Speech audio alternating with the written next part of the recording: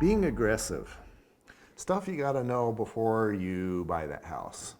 So in a hot market like we're in right now, this one is kind of sizzling. And Okay. sometimes you've got to do things in order to be at the top of that list of 30 would-be homebuyers. So I've labeled this being aggressive, and one of those concepts is the non-refundable. I've called it the non-refundable offer. That's not the correct term. What's the correct term? Non-refundable earnest money. Non-refundable. What is that? So in the example that I just gave, we came in about $50,000 over their list price, for all intents and purposes of our conversation here. And we agreed to give $1,000 to the sellers immediately upon acceptance. So my buyers are immediately at $1,000, no matter what, even if they cancel. And we also agreed to waive the appraisal. And I knew that we were offering, it's going to be really iffy on our price because there's not really comps to support it, but how much do you want this house? Are you willing to pay over appraisal? Yeah, we are. Okay, so are you willing to waive the appraisal? Now, some people don't want to waive the appraisal, and I don't think it's necessary in every scenario. But we are getting so many offers where people are offering outlandish prices, knowing it's not going to appraise, but then realtors are telling their clients or the buyers are just thinking, oh, well, then we'll just negotiate down to the appraised price. Well, why would the seller do that if they've got 4 or 5 other offers and another appraiser might bring the value in higher, right? Why would you? So one way to win is, do you say, well, with the escalation clause that, I'm willing to pay $1,000 higher, more than the next highest net offer. Because if another offer is offering $5,000 more than yours, but they want $3,000 in closing costs, you only want to increase your offer by another $3,000 above that difference. So things like that. But waiving the appraisal is a good one, or saying that I'm willing to pay $500 over the appraisal price. That's something that we're seeing these days as well.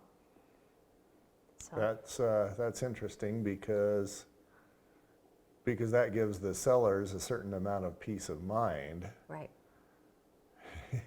I go back to a deal that I was going to do. We built the home that I'm in, and I was going to just buy a home and have that until this home gets built. And the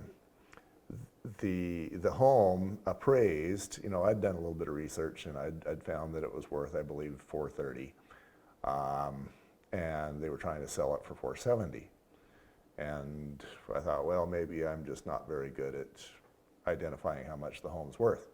And so we get into the process a little bit, and the appraisal comes back at $430. And the agent goes, oh, no problem, just bring $40,000 to the table. So easy. Yeah, and I'm like, no, I got another home I'm trying to build. This is not my forever home, that one is, and I'm not going to bring $40,000 to the table. But I guess it depends on where a person's at. If you are buying your forever home and you want that location, that home, that everything, that swimming pool, whatever it is, then maybe you bring $40,000 to the table. Yeah, it's what it is to you and how much, access you have to funds. As first-time buyers, you don't have a lot of that. I do a lot of relocation with people from the Midwest where the prices are a lot lower than we have here.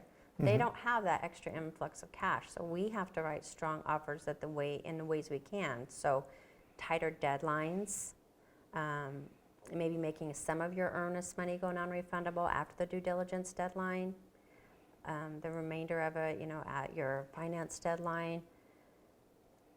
Really, a seasoned agent should be able to tell you how to write a good offer. But you as the consumer have to decide, this is how much I want this house, this is what I'm willing to give up for it. Right. Because there's right now 10 or 11 other people who want that home that much too. And sometimes that home doesn't work out for you.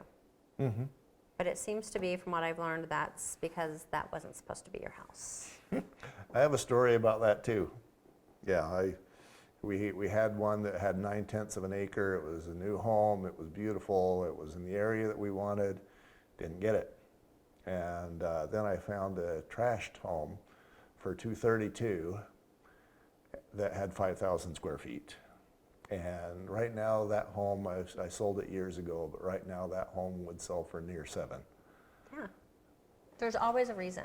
Yeah. When I moved, after I sold my first house, moved back to New England, homes were like double the price. I found a house that I really liked. I went there. They had an auction. In a matter of like 3 minutes, the price went up $50,000. I just want to throw up. Like, I'm never going to have another house. And I kept driving past this little foreclosure house that it was rough. It had weeds that, were probably up to my chin. It was awful. But I felt like that was supposed to be my house. Well, they had 5 offers ahead of me, and they went through all 5 people. And guess what? I got the house for $10,000 less than they listed. My favorite house to date, and it was my smallest, crappiest piece of junk. But it was my house that, I can only make it better house. It was awesome. So, Cool. meant to be. So that's probably the most important lesson in home buying is, if it doesn't work, that's okay. Yeah, it is. That and another thing in this market that we tell people is, I've had buyers who are like, I'm not competing very well. I'm just nervous about the prices. They're just so high. Listen to your realtor because they should know what's going on in the market. People have been really afraid this whole year that, the market's going to tank, real estate's going to be bad. We saw a 9% increase between May and the end of September. Right now, we're still projecting a big growth for next year. So that means, let's say it is 10%. That means that house you're looking at today at $300 and you're not really happy with it, it's going to be $330 next year. So you're going to pay more for less if you're still in a $300,000 market. So if your realtor, is dialed in and, follows NAR and goes to conferences and pays attention and is active, then you're going to be getting good information. We're not, we can't, see the future. Something can always happen that can make it go wrong. But right now with everything that's happening in Utah, like we've got low unemployment. Sure, we're having some health issues right now but real estate is strong. Right now we only have a 3-week supply of homes. Yeah. That says something. And we have people moving in from out of state left and right. So listen to your agent.